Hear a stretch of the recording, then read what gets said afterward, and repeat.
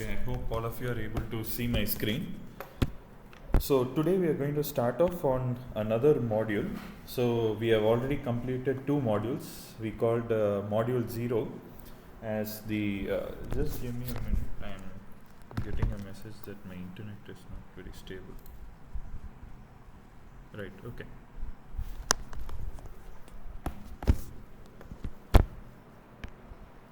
Okay, so module 0 was about negative feedback systems. We studied analog circuits at a more system level, perspective.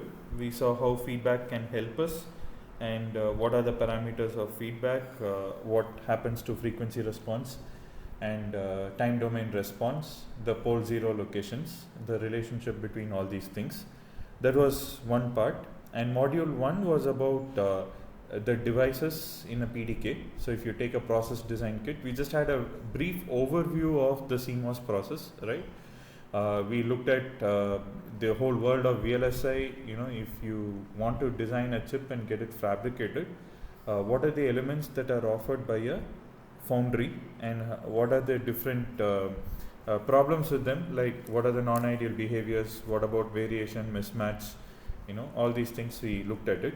So now we are going to go to another module which is called, it's a very short module.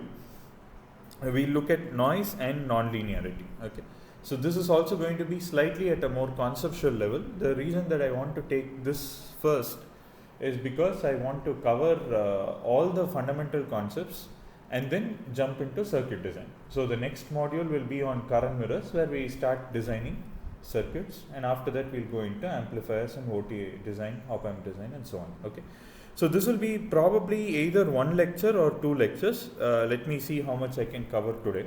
Okay, and the thing is, most of the concepts might be familiar to you already, and so for some people it might be a refresher. Some aspects might be new that you are picking up now. For some of you, some of the concepts you might be learning it a little with more clarity. Okay, so noise. So if you look at analog design, the fundamental parameter which limits your performance are these two. Okay, so let's say I'll give you scenario 1 or case 1. Let's say you want to detect a very small signal, a very weak signal. Okay, right? Let's say it's in the order of some nanovolt. Okay. Guys, am I audible or? Yes, sir. Okay. Yes, sir. Yeah, Kandan, maybe you need to check your audio. Yeah. Okay. So suppose you want to detect a very weak signal. Okay. So in the absence of noise, suppose assume that you live in a very ideal universe, okay, where there is no noise, you can basically go down and measure any small value of voltage or current. Okay. But let's say even if you want to measure some attovolts or something, that will be possible if you are living in an ideal world, because all you need to do is to give a lot of amplification. You just put a chain of amplifiers. Okay, and if there was no noise, you can basically you can detect, you can amplify and detect, okay, any arbitrarily low signal. Okay, so you can even take 10 to the power of minus 30 volt signal. If there was no noise, you just give sufficient amount of amplification, you will be able to detect it. Okay, but that is in an ideal world if there is no noise. Now, what is the factor in our practical world? What is it that is limiting our ability to detect signals? It is basically our noise floor. Okay, so if you want to detect, I think nanovolts, yeah, it is possible. Picovolts, very difficult. Okay, there might be some very highly specialized equipment which is able to do certain things, but then what is the main thing is the limiting factor is noise. Okay, so what is noise? Okay, many people have this wrong idea that noise comes from the environment. Okay, so for example, if you talk about a radio signal, people think that noise comes from the atmosphere, from its propagation and so on. So what is added there is not typically called as noise, that's called interference. Okay, so for example, if you take, let's say, some very weak sensor, let's say this is a sensor, and let's say you have some long routing of this wire to, let's say, your analog front end. Okay, now what can affect the signals here in this long routing is what is called as interference. Okay, so in some cases it's called interference, it's called as crosstalk, okay, and so on. Okay, there are other names. But what is noise? Inherently, where does noise come in? Okay, many of you might have visually seen noise if you are in your analog lab, if you are connecting your BNC connectors and you are trying to look at it. Okay, you would have seen some random variations, right?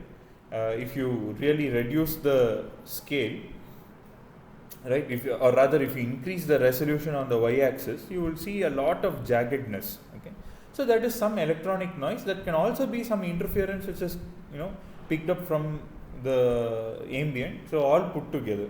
But what is the source of noise? Okay, so noise by itself, okay, is basically coming from different noise sources. So we will look at it.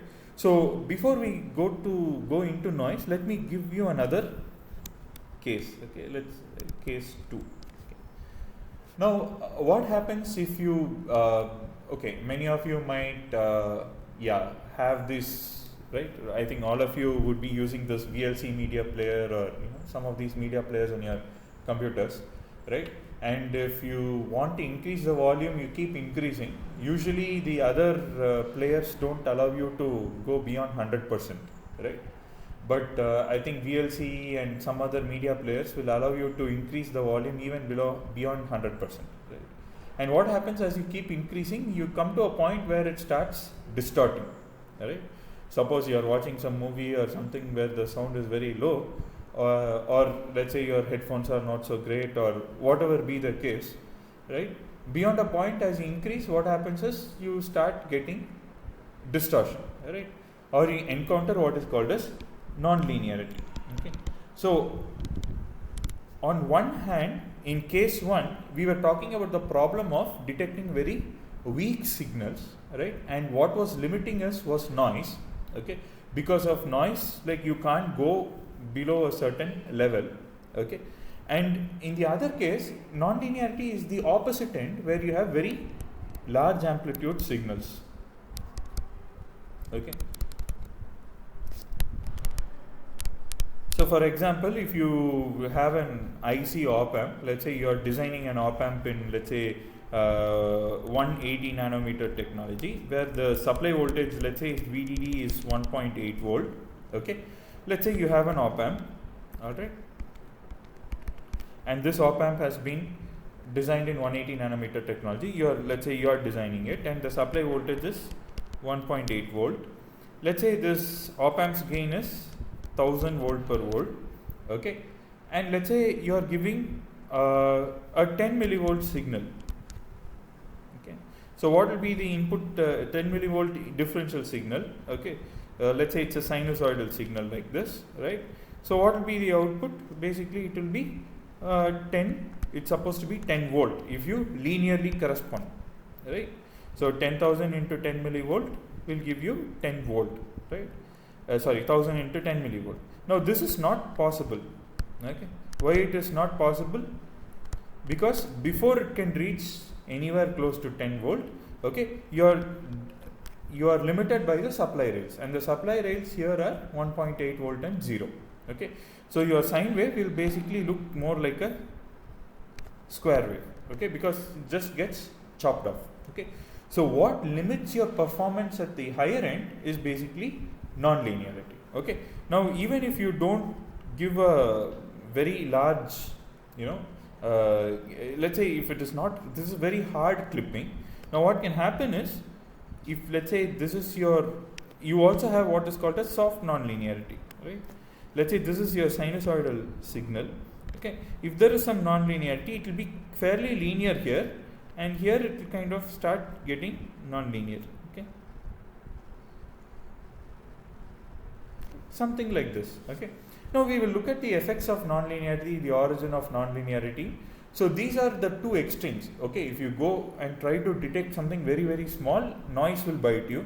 If you want to either detect signals which are either very large, or if you want to give an output signal where you want very large amplitude, you end up with the problem of non-linearity. Okay, so these are the two extremes, and that's what we'll be doing in this particular module. Okay, so now let's talk about noise. Okay, somebody said that if noise and non-linearity are not there, analog design engineers will be out of their jobs. Okay, so basically noise and non-linearity, these are the two things which give headaches to all the systems, and therefore you need very good analog engineers who know how to handle these things and take care of these things and live with these things. So if you don't have this, you really don't need much expertise. All right. Okay, so noise. There are different types of noise. Okay, one of the first noise sources that you would have learnt about is basically thermal noise. Okay, so I'm pretty sure that all of you have encountered this concept, and thermal noise is there. And before we kind of get into these thermal noise, let's just understand what is noise per se. Okay, let me ask you a question. Can you predict the value of noise? Let's say I'm telling you that this is going to be thermal noise. Can you come up with an equation and say, okay, at instant t equal to, let's say, 2 millisecond, my noise amplitude is going to be this particular value? Can you do that? No, sir. No. So even if you know all the other parameters of noise, you can never predict noise. So first of all, properties of noise is random. Okay. So by random we mean that can never be predicted. Okay. Alright. So it is absolutely random in nature. Okay. So a good example is, like, suppose you go and stand near a stream of water. Okay. Like you cannot say, okay, at this instant of time I will hear this sound, but you know that if you stand there, you will hear some sound which is the rushing of water in the stream or in the river or something like that. Okay, all right. Or for that, another nice example is, like, suppose you go to a railway station. Okay, let's say you go to some very busy railway station, like let's say Chennai Central or Mumbai Victoria Terminus or something like that, where there's a lot of crowd. Basically you can't hear, I mean, you just hear noise. You can't make out anything, you cannot predict anything. Okay. Now, but although noise is random, some characteristics can be studied. Okay. That is, if you observe the noise for a very long period of time, you can make you can kind of understand its properties. Okay. Some statistical properties, okay, can be understood.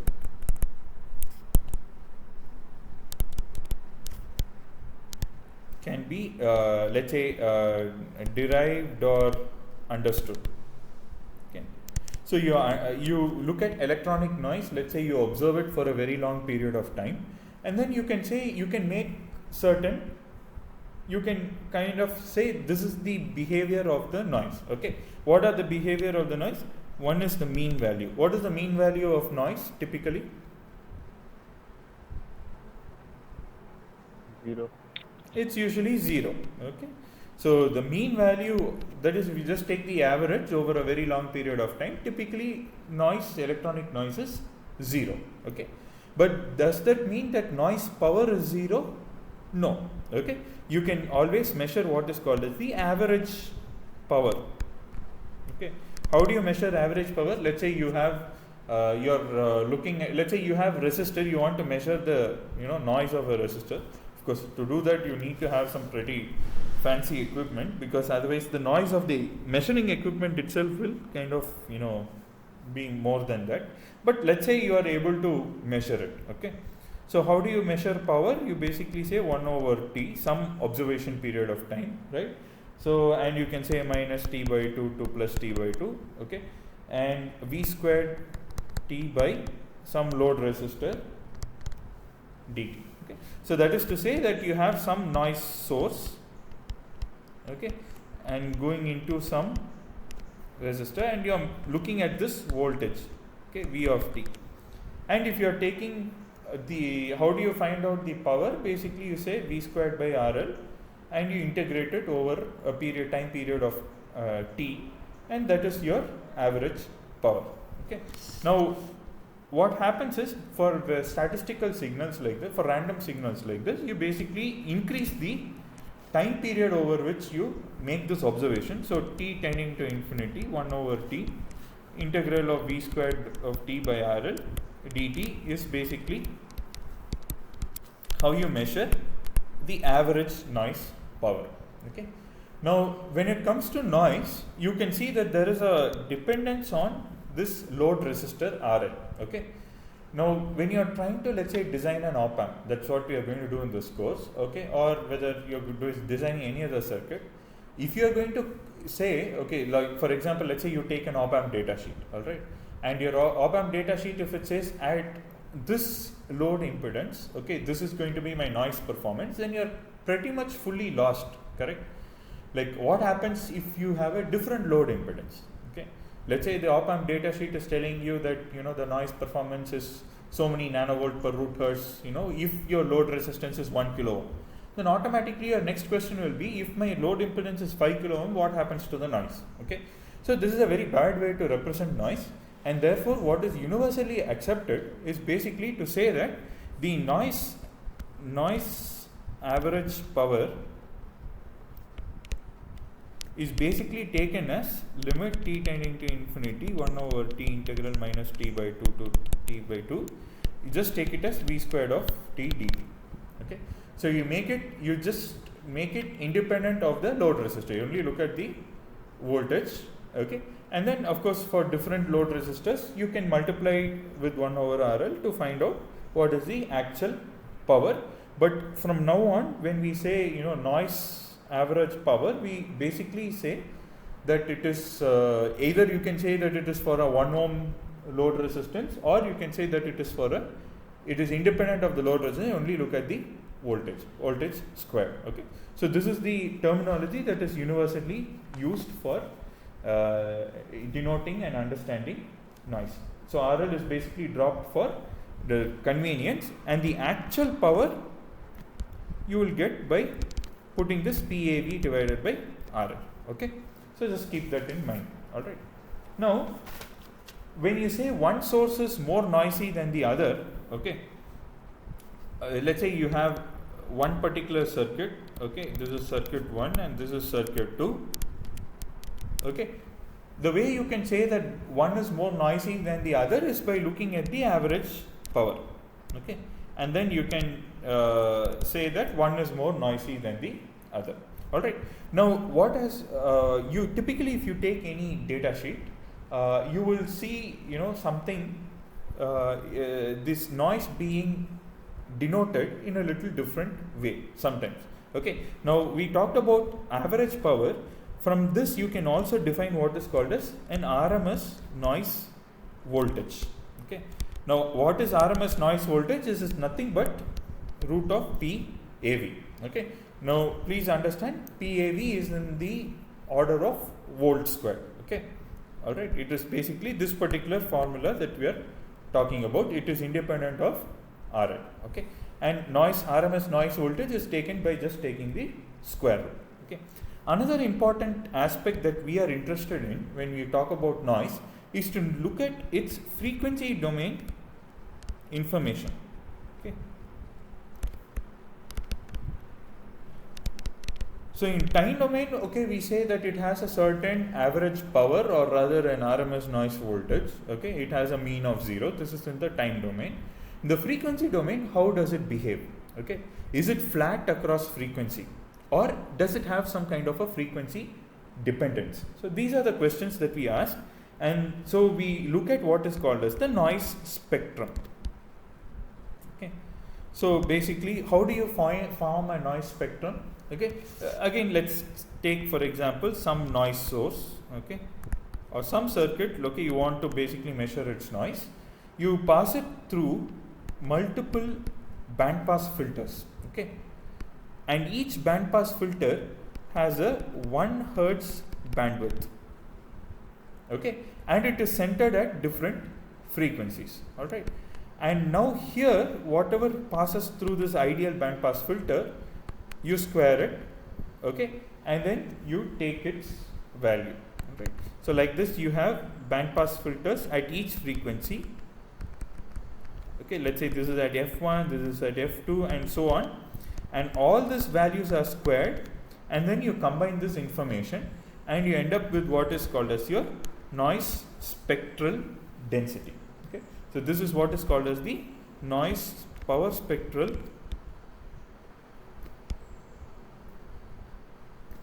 density, okay. So definitely you would have come across this term PSD, power spectral density, right. Especially when you talk about communication systems and other things, you would have encountered this particular term, right. So what is power spectral density is basically you have your x-axis as f, right, and then you want to know what is your, let's say, Sx of f, okay. This basically you want to know what is the frequency profile of noise, okay. So for example, a nice way to understand it is, let's say you have a room full of students, let's say college students, okay. Let's say you have one room full of men, okay, and another room full of women, okay, and you just allow them to talk, and let's say you have a microphone and you record their voices, okay. If you do a power spectral density of the, because now when you have a whole lot of people who are talking with each other, like the signal that you get from that particular mic will be a random signal, okay, because it is random in nature. You don't know how the signal will be, okay. So same way, so if you compare the power spectral density of the signal taken from, let's say, a room full of men and the room full of women, you will obviously see there will be a different frequency profile, okay. So men usually have more, bassish voice, right. So the low frequency content will be a little more, and for women the voices are a little on the higher pitch, and so the high frequency content will be slightly more, okay. So that's the way, so that is one way to understand, okay. So you take noise, you do the power spectral density, you end up with what is the frequency profile, okay. So and if you look at this Sx of f, okay, mathematically, of course, you will know that you take the Fourier transform of the autocorrelation function and so on, right. And so all these things, so whatever it is, so basically what happens is you will see that there is a power spectral density, and this can have a certain frequency dependence, all right. Now this basically is in the order, if you look at any point here, this point or any point, okay, it is basically defined as volt squared per hertz, okay. So this function Sx of f is given as some quantity which has the unit of volt squared per hertz. Why is it in volt squared? Because we are looking at the power, okay, we are looking at the power, and the function will have the unit of volt squared per hertz, and therefore you will see the power spectral density can also be sometimes expressed in voltages, okay. So if you take the root of this, okay, if you take the root of this Sx of f, you will end up with some quantity which has the unit of volts per root hertz, okay. So in fact, if you look at some of the data sheets of op amps or amplifiers, they will say the input referred noise is some 100 nanovolt per root hertz, okay. So this is a little strange unit, right? Volt per root hertz, what does it actually mean? Okay, basically what it means is, it is basically 10 power 4 nano volt square per hertz is the power spectral density, okay. And typically, since thermal noise is flat across frequency, basically that is going to be the power spectral density value, okay. All right. Now of course there are other things like how is the distribution of the noise and things like that. Typically noise is thermal noise is Gaussian distributed, Okay, so when you talk about distribution, right? So this is the power spectral density. It's in the frequency domain. But if you take the PDF of noise,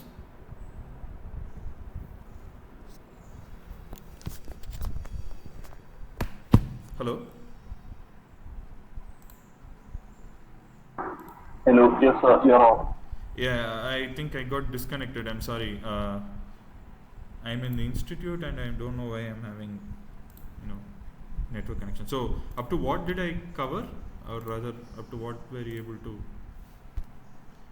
So did I was I online when I talked about this volt per root hertz concept? Yes sir. Okay. All right. Okay. So another thing is the amplitude distribution of noise.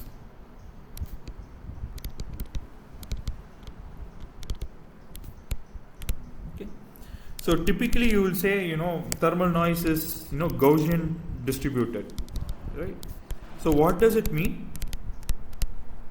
Basically, if you, let's say, you sample the noise which is coming in, let's say you take samples, let's say your noise, let's say n of t is going to look something like this, okay?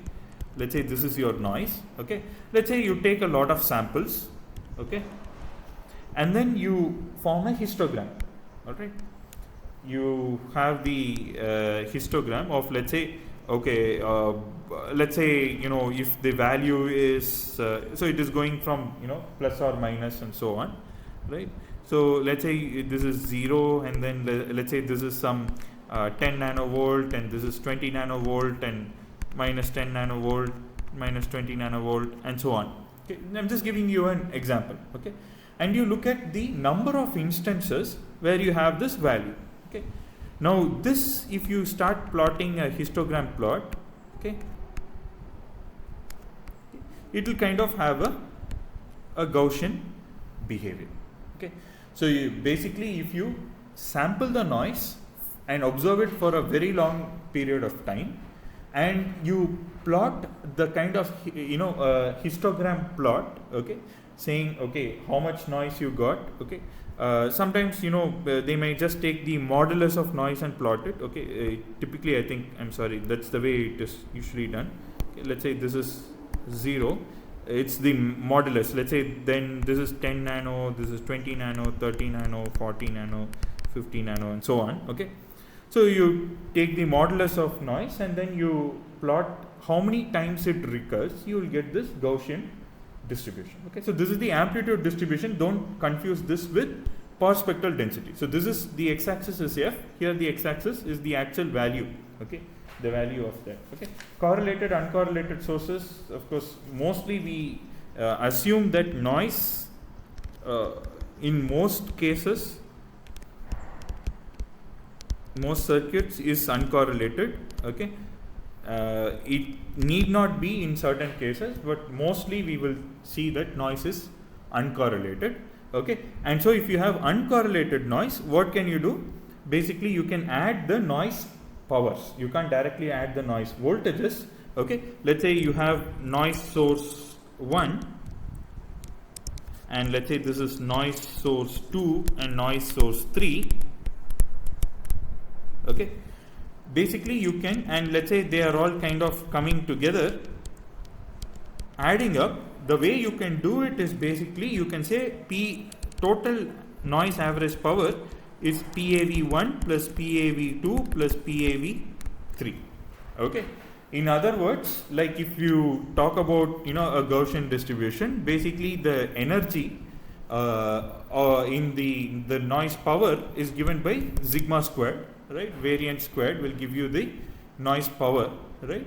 So you basically add the sigma squareds, all right? So that is the way you can do. You should not directly add the noise amplitudes, okay? And so with this we will go into our, we will dig into noise, okay? So I started off with thermal noise, okay? So what is thermal noise? So what is the origin of thermal noise?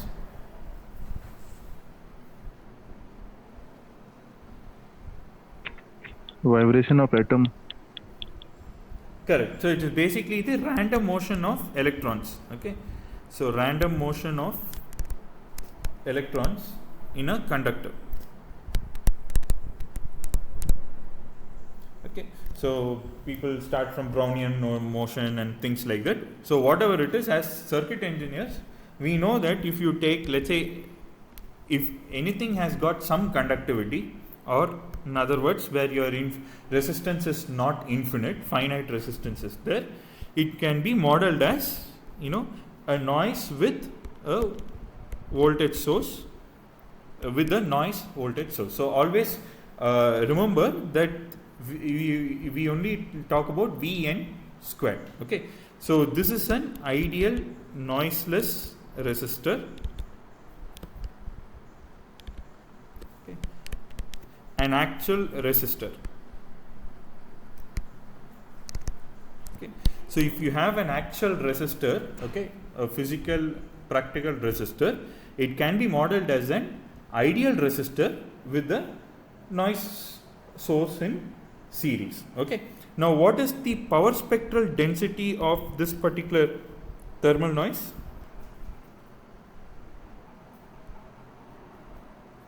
Is it going to be flat, or does it have any frequency dependence?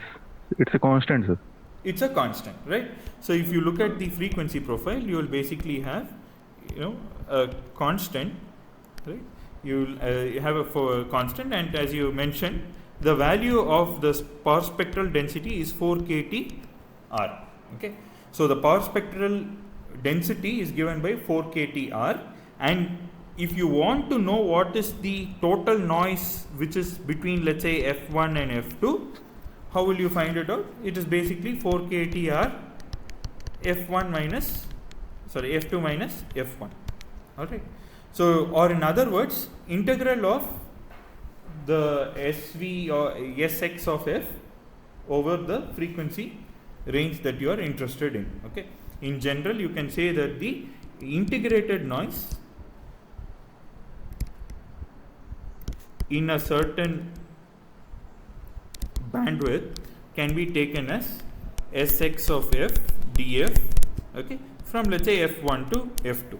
Okay, and the total noise, okay, the total noise is nothing but the total integrated noise, okay, is given by 0 to infinity Sx of f to df.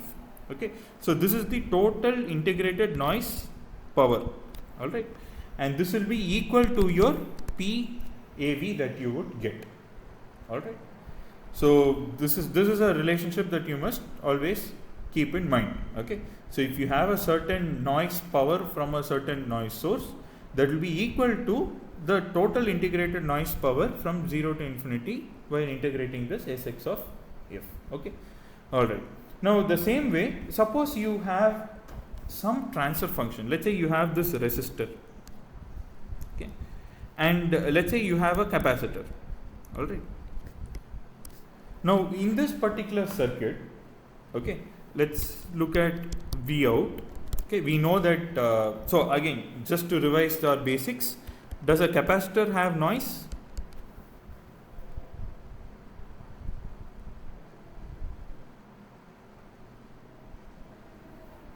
Another question, does an inductor, ideal capacitor, will they have noise? You can unmute and answer. I am talking about ideal. Let me add that.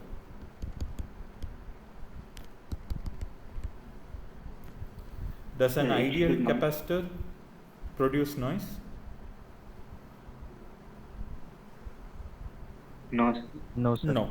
Does an ideal inductor produce noise?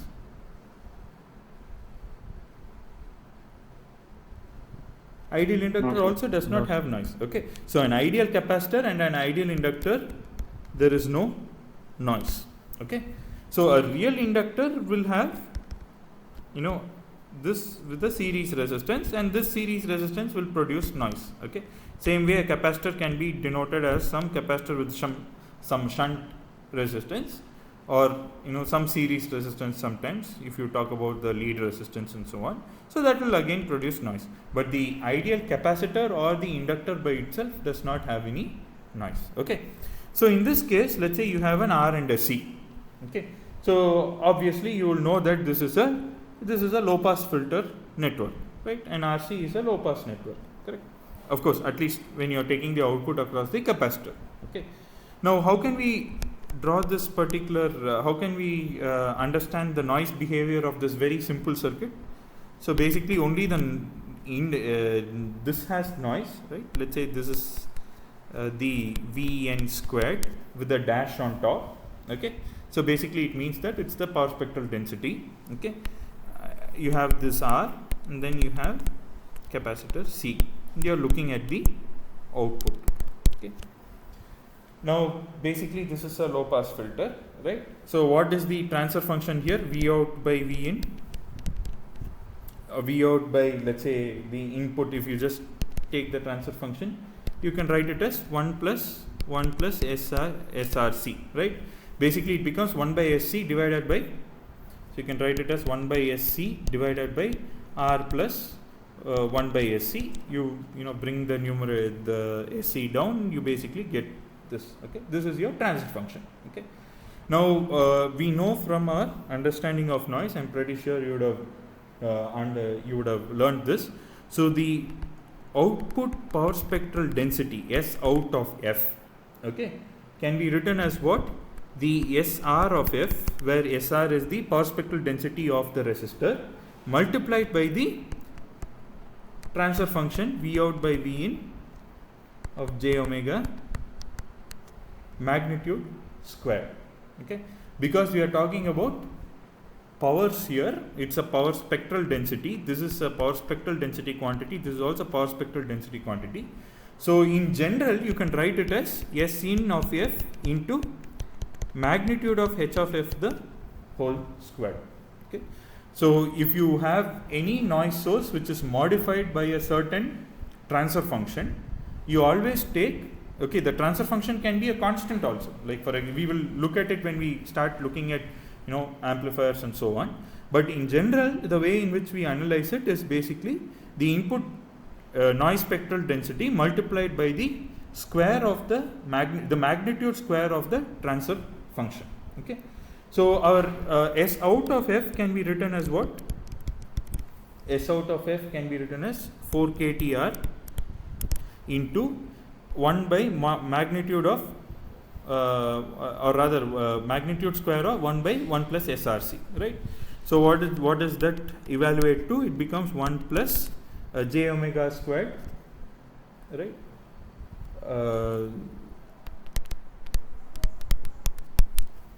This is what you basically, this is the magnitude, right? So the magnitude is basically 1 by omega RC squared, okay, the whole squared. Sorry, this is what you get. Okay, so the magnitude of H of F is basically 1 by root of 1 plus omega RC the whole squared. So this is H of F the whole squared, magnitude squared. Okay, so basically this is the equation which gives you the output spectral density.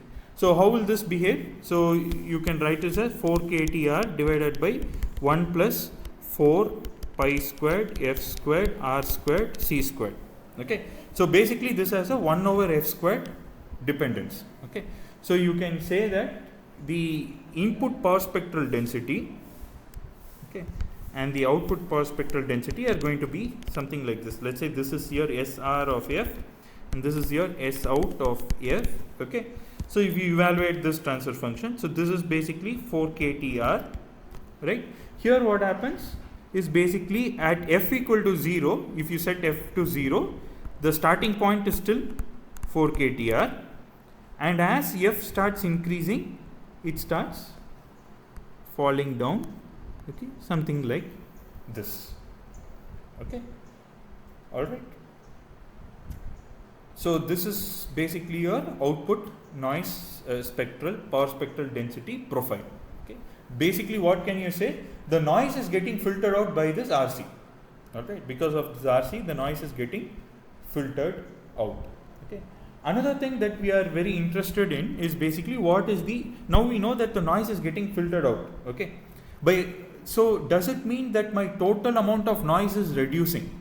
That is the question, right? So here if you see, it is 4 kTr throughout, correct? But here it is getting filtered out, okay? So what happens to the total output noise, okay? Or rather, what is the noise power at the output? As I mentioned earlier, what you do is you integrate this noise power spectral density. So what is it? 4 kTr divided by 1 plus 4 pi squared f squared r squared c squared into df. Okay. So now this is kind of in the 1 by x squared. So this is a what shall I say? This is 1 plus, it is in the order of some dx by 1 plus x squared, integral, because you have 1 plus some coefficient into f squared, right? So what is the integral of this? It evaluates to be tan inverse of x, right? So the if you evaluate this, okay, so basically you will end up with you can substitute. Basically you can say u is nothing but 2 pi frc, okay, u is 2 pi frc, and you can say that what is du? Du is 2 pi rc df, correct? So you evaluate this integral, you basically get kt by c, okay? So I will leave it to you to do the integration. So it is fairly straightforward, okay? You just need to substitute things. I would encourage you to work it out. You evaluate the integral, you end up with kt by c. Alright. Now this is a very interesting expression. In fact, this is something that many analog engineers always use. Okay. So if you have a low pass filter, especially an RC filter, because when you do analog design, you end up with a lot of RCs, right?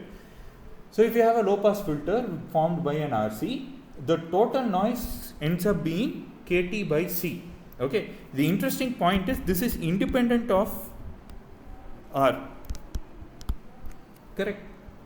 So no matter what is the value of R, okay. So otherwise we would have said that if you increase the value of R, there will be more noise, because 4 kTr, right? This value is 4 kTr. So as R increases, this also will increase. Okay. So we would have assumed that the noise, total noise that you get at the output also should have increased. Okay. But the interesting thing is it is independent of R. So why is it? Let's try to intuitively understand. Okay. Our mathematics is telling us that it is independent of R, but let's try to intuitively understand. Okay. So the key is this. Okay. If R increases, let me probably use a different color. If R increases, okay, let's say this is R2, alright, and increased R. So my starting point itself is 4 kT R2, which is higher than, let's say this is R1, alright. So I am starting off with a higher point, but what happens to the corner frequency?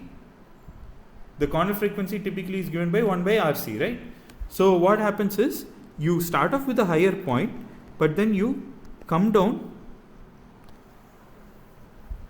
at a lower frequency, okay? And so what happens is, let's say you take another instance, okay, where let's say this is R3, which is lower than this R. Let's say you start here, let's say this is 4 kT R3, where the value of the resistance is lower and the capacitance is kept constant. So this starts off at a lower value and then it will come down at a later point. So basically what happens is the area under the curve effectively remains the same. So you start off with a lower resistance, means that you start off with a higher resistance at DC, but when you have the total integrated noise, it comes out to be the same. So this is the understanding that we get from this particular expression. In fact, like we will be using, especially if you are looking at the switched capacitor circuits or mixed signal circuits, when you have a switch and a capacitor, okay, the total noise is basically given by KT by C. And that's one of the reasons why people typically increase the value of capacitance when it comes to sample and hold systems and so on. Okay, all right. And so this is basically the total output power. Its thing is volt squared. Okay, the RMS voltage can be taken as root of kT by C, okay, Vrms. Okay, so this is the thing. Okay, let's also look at, okay, let's probably, yeah, I think what I will do is, let me just we looked at the noise in a resistor, let's look at noise in MOSFET. Okay, so we are going to look at only thermal noise. Okay, so what is the conducting part in a transistor?